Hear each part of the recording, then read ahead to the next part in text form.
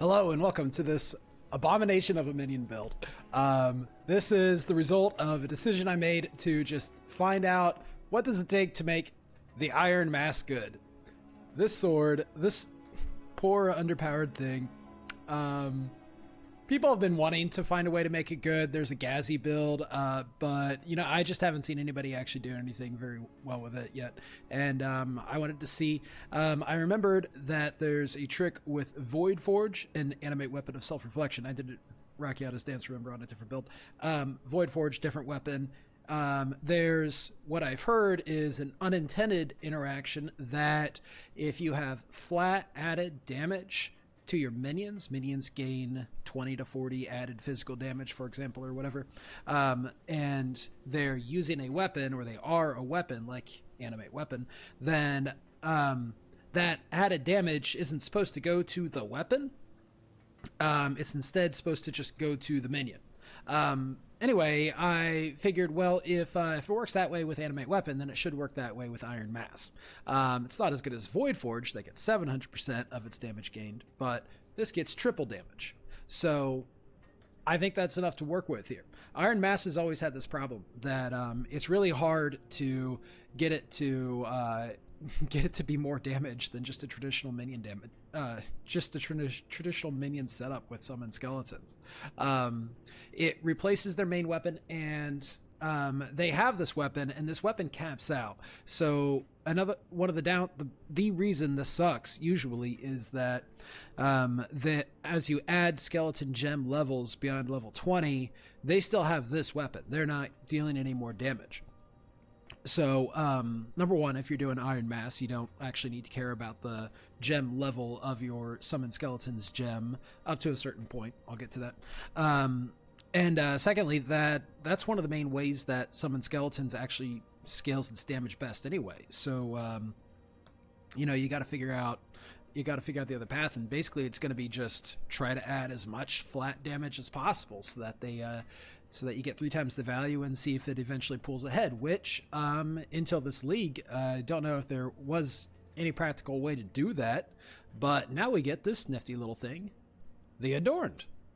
All right, so the one I got, this rolls right between 50 to 150%, which is silly, and 150%, those ones are worth a mirror, but you can get a lot closer to 150% without spending that much. You can get one at just 100% increased effect for, I think, really cheap.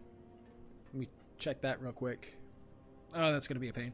You can see these are going to be all like 60-70% jewels, but 100%, just like around that or close to it, is still maybe only a diviner, so I'd have to go check. Anyway, 131 is a pretty high number. More would be better, but it gets extremely expensive, and it's really not. It's not worth it, right? The more you spend, the less you get for each additional divine. So anyway, 131% is a pretty good number to go for if you can afford it. Maybe whatever you can squeeze in. I would say the Mage Blood, which I'll get to, that's more worth putting a large amount of money into. All right, so with the Adorned, that means we get to focus on one particular stat and just max it out as much as possible. And that's going to be the prefix on a jewel of minions dealing additional physical damage. Now, this specifies corrupted magic jewels. If you haven't looked into or seen videos about the Adorned yet, this can be a little bit of a pain. So this is something you're going to want to plan out and do some crafting in advance so that you know that you've got the build ready to go. You don't find yourself just with a leveled character and no jewels and then find out how much time it takes. Because making really good jewels is worth it if you have the time. It's a huge time sink to make really good jewels. So if you want to go for something like this, you always want to have like a minimum acceptable. You want to know what you're willing to settle for. So ideally, for skeletons using the Iron Mass, you're going to want added physical damage because, number one, they have Unholy Might, so that physical damage turns into some chaos. Number two, in this build, as a part of our socket hunting plan, we are also grabbing 3 large clusters, each of them with skeletal atrophy, and that's going to give us 30% fizz converted to chaos. You'll see little pieces of this build have been stolen from my last 3 builds, and this is one from the skeleton archers build. So we've got 3 atrophies, so 90% fizz converted to chaos, and then another 25% gained. So each point of physical damage is 1.15 points of chaos damage. So physical is going to be the best stat to go for in the prefix. Remember, at a magic you only get 1 prefix, 1 suffix. Added chaos is also fine. In fact, we're rolling with the Covenant because a huge amount of added chaos is still very good. It's just that fizz is a little bit better. And then all the other added damage source mods are going to be prefixes, so suffix is going to be different. Not all your jewels are going to roll to a perfect 20% increased damage if you used a minion skill recently. That's going to be the ideal suffix, but you can see the prefix was only tier 2. I bought it fractured like that just to save time.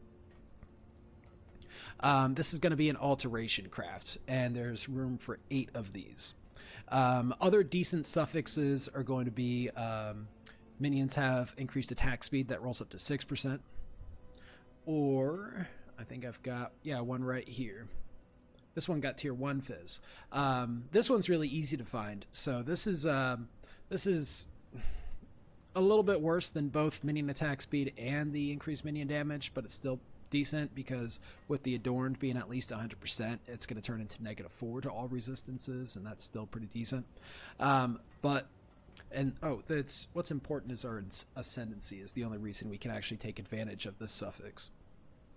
But this is not the ideal suffix, but it's an acceptable one. So I was willing to settle with that for a few jewels. I ended up crafting like 12 of them, and these are the 8 best ones I got, and I didn't want to spend any more time on it because I just really haven't been playing that much in the past few weeks.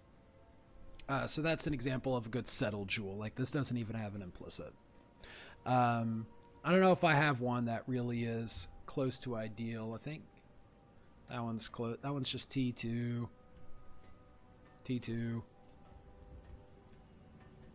Oh, and these ones, now these got a little spoiled.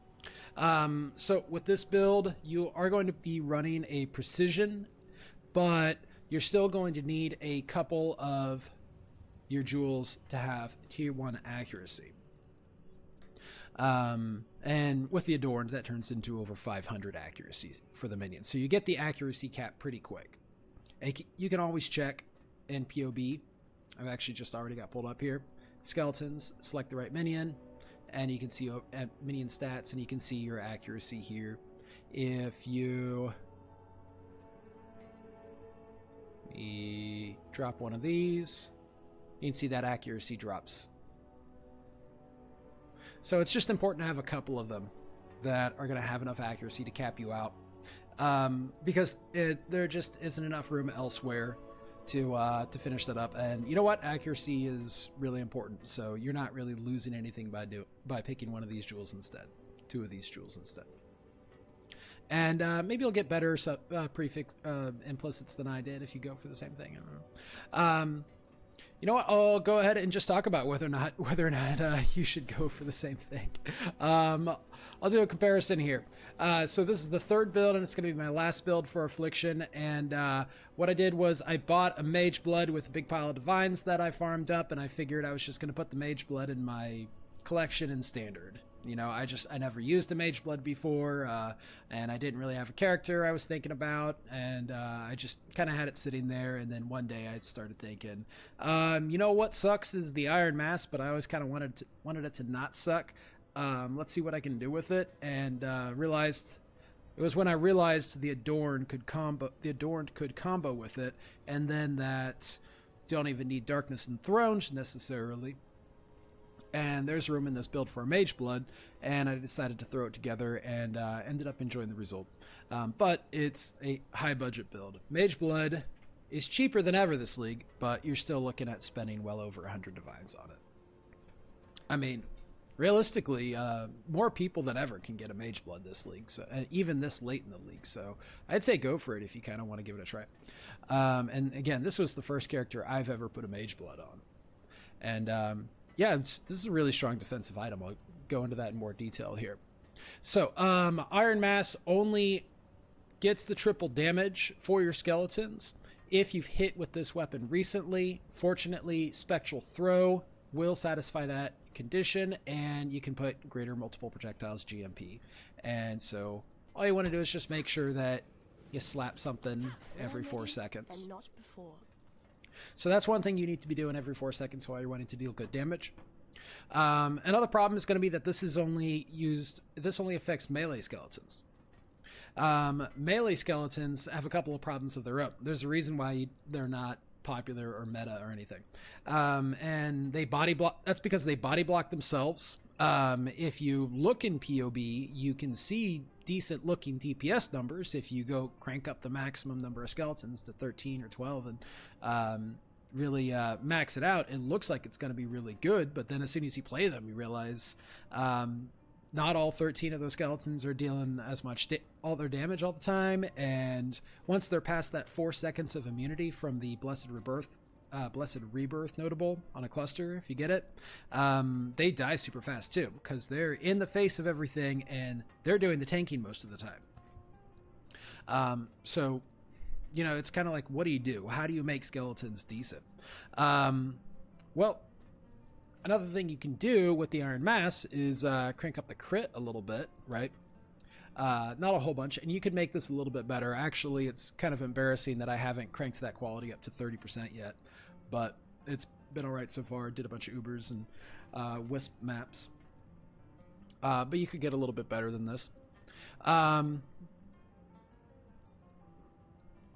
You can just lean into the Blessed Rebirth thing and not care about your skeleton limit. Just leave it at 8. And Blessed Rebirth, making them invulnerable for 4 seconds. Why not also go ahead and grab 3 of these Call to the Slaughters? Because we're grabbing 3 jewels with Skeletal Atrophy anyway. We're trying to get more sockets for our Adorned jewels. So we're going to walk all the way from corner to corner here and have 3 clusters that all do the exact same thing. Skeletal Atrophy, Call to the Slaughter. You need Feasting Fiends in the back for these 2 to be up front. And 2 more sockets for our jewels. And we'll just get 3 of those. And we get a Watcher's Eye too, which we'll come back to. So, for 4 seconds, they have tons of move speed. And if you were looking, they move really fast. You can only get to 8 of them, so you're only going to press the button twice. Once you have summoned skeletons to level 21, that's the point where you summon 4 at a time. So 21 is the magic one. So you can get that from an implicit on your armor, corrupt implicit, which I didn't use it for. Awakened minion damage to level 5 is probably the easiest way, or you can just get it level 21 gem. Technically, it doesn't even need to be Val summon skeletons, because we're all focused on basically we're assuming that the skeletons are only alive for 4 seconds anyway, is basically how you play. They move extremely fast and they deal a ton of damage. They're kind of like bombs. It almost plays more like minion instability than a regular minion build because of that. So Val summon skeletons is nice. It is a big burst, and they don't all summon at the exact same time. They kind of cascade. They kind of poof, poof, poof, poof, poof. And so each time a new one shows up, it's got its own 4-second timer. So it's not just a 4-second window, but it's still a big boost to damage. Val summon skeletons. It's going to take over 4 seconds for all 40 of them to show up anyway. So I would say you don't actually need Val summon skeletons. It is nice, but you could definitely just get yourself like a cheap 21-0 summon skeletons gem for like 10 chaos or something silly. And that would be just as fine. It's more important to have your 4 skeletons summoned per cast with a maximum of 8 than it is to have the option of Val summon skeletons, because you could go for Val Molten Shell instead anyway. So that's all that matters as far as gem levels go. So we're looking at taking advantage of Call to the Slaughter and Blessed Rebirth so that they're fast. We got triple effect of all of our flat damage. We've got the crit enchant on our sword, and that's what the skeletons are using. Then how are we going to scale that damage further, right? Because that could be attack speed instead of crit and try to go for poison. And you might think at first, which I did, that the Adorned, well, chance to poison is a suffix, why not just a few of those jewels and you'll be at 100% chance to poison? I tried to do that and the numbers just didn't look that good. I think what it is that the triple damage with this weapon doesn't do anything for poison. It's just only on the hit damage. So I could be wrong, but I just couldn't get the numbers to look good. But the numbers might be flawed anyway, because this only says 15 million, and I think it's well over 20 million realistically when you're doing the rotation right. So something is kind of wrong in POB. So it's possible that poison could be better than I thought too. But I'm happy with this result because instead of going poison, I went crit. And the reason you can go crit is because it's really easy just grabbing these nodes. In these nodes, notice we don't even have the mastery on duration. This is all that's necessary to get the duration of skeletons to over 40 seconds. And 40 seconds is the magic number because of fresh meat support. I was stoked to see fresh meat support and then sad that it was hard to imagine an actual use case scenario for this. But here it is. So with skeletons at least 40-second duration, that lines our duration for fresh meat buff at it pretty much right at 4 seconds. So it lines up perfectly. It's a huge buff to their chance to crit and their crit multiplier, and gives them adrenaline, which I think is just a bunch more damage and attack speed. So they are giga buffed skeletons for 4 seconds every time you cast them. And giga buffed with crit and crit chance and crit multiplier. And we're enough that we can take advantage of the crit damage support gem. And of course we got minion damage and predator so that they're focused when you summon them. And then you've got your melee splash, which you can swap out for multi-strike when it's time for a boss or something. All right, and since we're dealing with crit, by the way, Ancient Skull is really strong when you can take advantage of that. With like the crit is actually good. Like Ancient Skull, the Hear the Whispers buff is a ton of damage. It's not crit damage, but Ancient Skull also gives them a bunch of crit chance, 150%, which is the regular base 3 maximum power charges. They have 50% per maximum power charge. If you were to take these extra nodes, that would be another 50% extra crit here and here. So for 4 points, you could get some more damage. I opted for the more defensive options because the budget's kind of tight on the passive tree, but that is another way to go for more damage. So Ancient Skull's stronger in this build than it even was in other builds that I've seen it in. And there's a downside to Ancient Skull, but that downside is that they take damage while they're hearing the whispers, and well, we only care about the 4 seconds that they're invulnerable during that anyway, so no problem there. But it does mean that we can't keep any specters or animate guardian or golems alive. So for our specters, once again, I'm using the same strategy I did with a different build.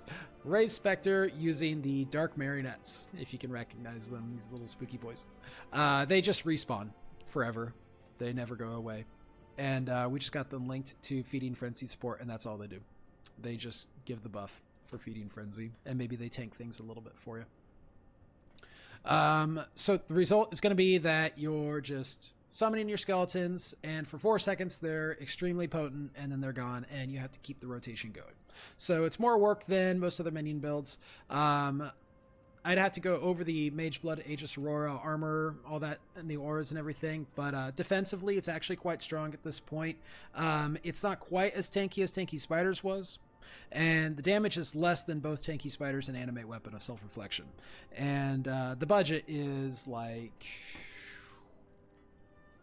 I'd say not quite. I'd say less than 200 Divines. Nah, I mean, bare minimum. But... realistically, you want to spend more than 200 Divines, I think. And I'm pretty sure I did, counting what I spent on the Mage Blood. So that's kind of a high budget. And, as far as power levels go, the other builds were better as far as cost effectiveness goes. So this is not the most cost effective build of the league, that's for sure.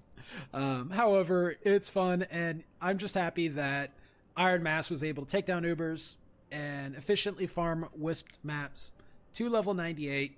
This was in Wisp maps, not unwisped. Like, I know you can just do regular maps and they feel like a piece of cake compared to doing them with wisps, but I actually was able to go ahead and get all the wisps, get 4 or 5 or 6,000 per map at T16 with decently tough mods. That map I was just going through had negative resists, and because of the Mage Blood setup, it actually handles neg resist mods pretty decently. And for, let's see, that's really it for the offenses, except I gotta go over real quick, like the curses, of course. So if you saw, we are an occultist, which means we get 2 curses. We can hexproof enemies. We get, of course, Profane Bloom. The enemies that are going to explode, they need to be cursed already when they're killed, so we're going to take advantage of Blasphemy. You could also go for Profane Proxy, but I'd rather a better ring than Profane Proxy, so going with Blasphemy for Impresence, although there may be a better alternative if you want to look into it. I haven't totally considered that. I just went with Blasphemy, and it's been pretty good so far. Blasphemy just makes it really simple. Everything in a big circle around you is cursed, and if it dies, it blows up half the time. It's really strong. Really good clear. And then, of course, you get your Void Beacon for a couple of nice things there. And a ton of Chaos Resist. And this is what I was talking about with the Wither suffix on the jewel. If your skeletons wither enemies, which they wither extremely quickly, but that's not your wither, you need to wither the enemies for that jewel effect to work. Every second you inflict withered on nearby enemies. That wither lasts for 15 seconds, so you don't need to stay nearby all the time. You also get a bunch of free chaos resist. And because of that, this works. Enemies are withered by you. Even if there's more than 15 withers on the enemy, there's still that many withers, more than 15. It's like Ignite. It's just that the effect caps out at 15 withers. You can only, so they can only be affected by 15 withers at a time, but you have still withered that enemy even if your wither is not one of the top 15. So that mod still works. And I mean, that's really it for the Ascendancy. Like, you might think you'd want to go Necromancer, but the main draw of being a Necromancer is Unholy Might, which you already get for free on Iron Mass anyway, so there's really no need to go Necromancer. It's just not as good. And on the Occultist note, it's not like just for poison, it's just boofing the chaos damage. And everything you do to help buff, most of what you do to help buff the chaos damage works with the Profane Bloom explosions. You're taking Spiritual Aid, which affects your explosions, so it all actually just synergizes extremely well. There's just not a lot of defense in this Ascendancy. Actually, there's almost none. If you really wanted, you could drop Withering Presence and go for Vile Bastion, but I don't think that would be very good. And second Ascendancy, what about second Ascendancy? You know what? I should talk about Aegis Aurora first real quick. Aegis Aurora, if you don't know, pause and read it. I don't want to go into super detail. Basically, you want to make sure that you have enough energy shield to take advantage of this, which means you don't need to be a pure energy shield build. And every time you block something, you recover energy shield equal to 2% of your armor. So you want to stack a lot of armor so that energy shield recovery is really high. And we're able to, with this setup, reach almost 60,000 and go over 60,000 when we pop Molten Shell. And that turns into, 1,200 energy shield recovered every time you block. And then, of course, you want to hit block cap. So easiest way to do that is go ahead and grab the Glancing Blows keystone.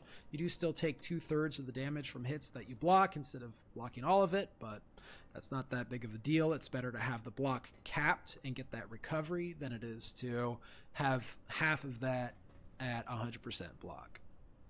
And then if you have 100% block, then you kind of don't get much from the recovery anyway, so they go together well. And we're able to easily hit our block cap with 2 of these block wheels, which are very conveniently placed, as well as Tempest Shield.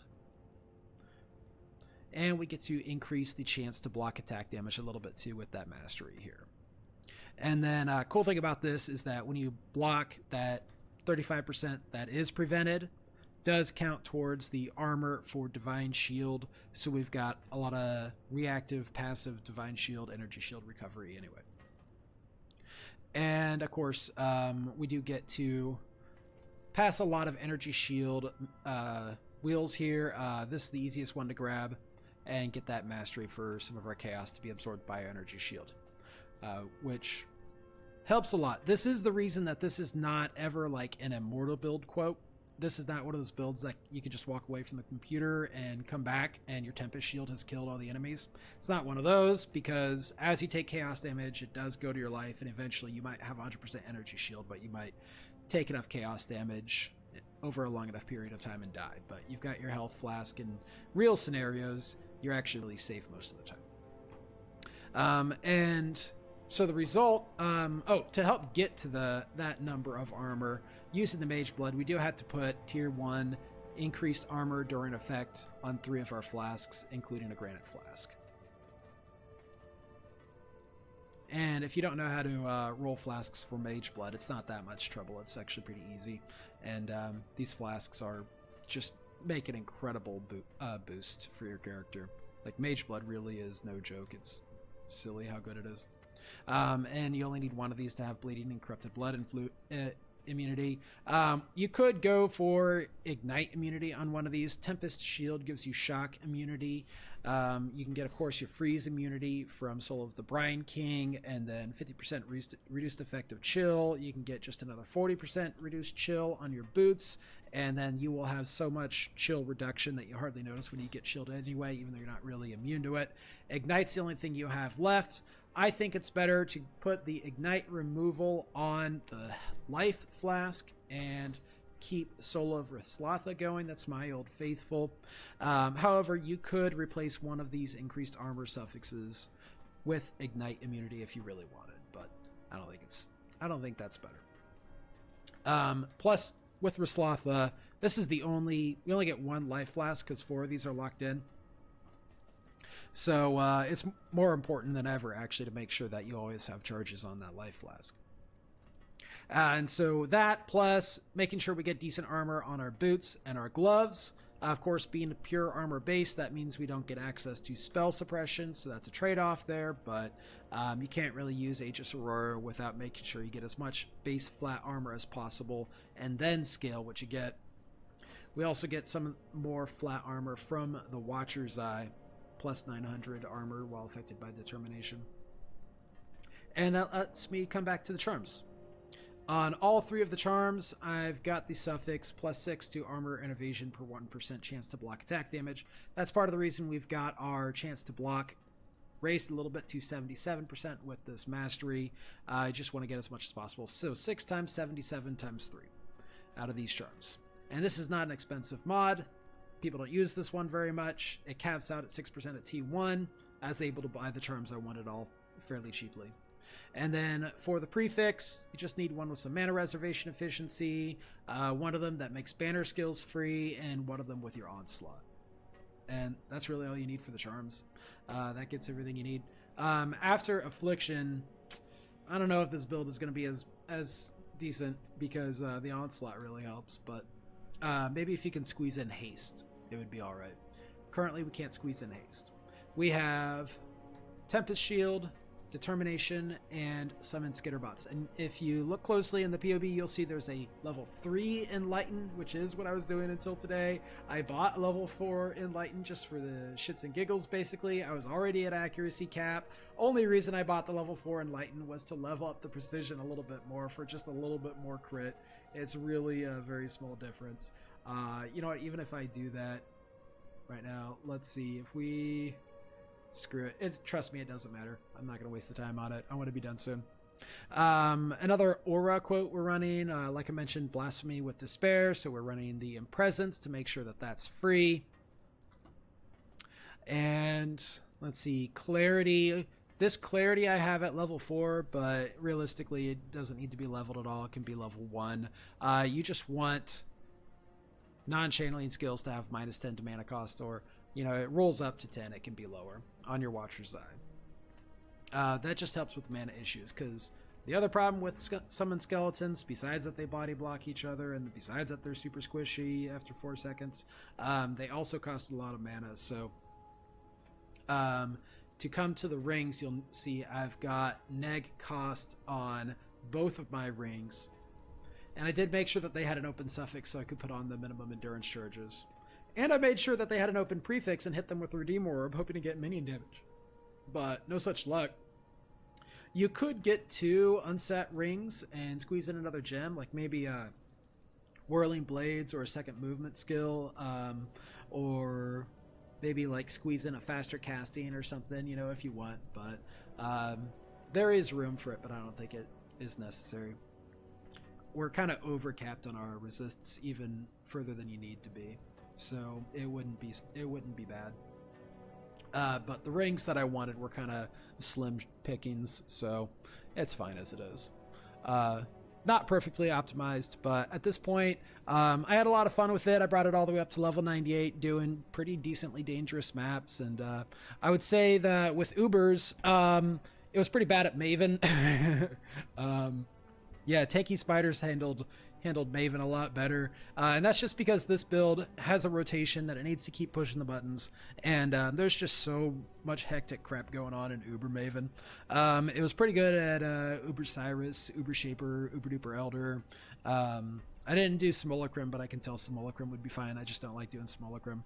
Mostly I just did a bunch of Wisp Guardian maps, trying to get as much Wisps as possible on dangerous maps, and it was 99% of the time really smooth. And, you know, that's more divines that I would want to spend for this result, but I'd say that this was fun and I like sharing it. And if you got any questions, if you want to give it a try, let me know how it goes. And just double check in yet real quick. Spirit Offering. Oh yeah, mark on hit with Assassin's Mark. And we still got our friend here pressing the Signal Prey button. If you remember, I have a friend that helps me with that. Pretty fun build. Pretty cool to see Iron Mass actually doable. The secret to Iron Mass is that you just make up the wish list. What do I wish it had? I wish it had Mage Blood. I wish it had free explosions. You know, I wish it had 25 million DPS or something. That's how you make the Iron Mass good. That was the secret. Thanks for watching.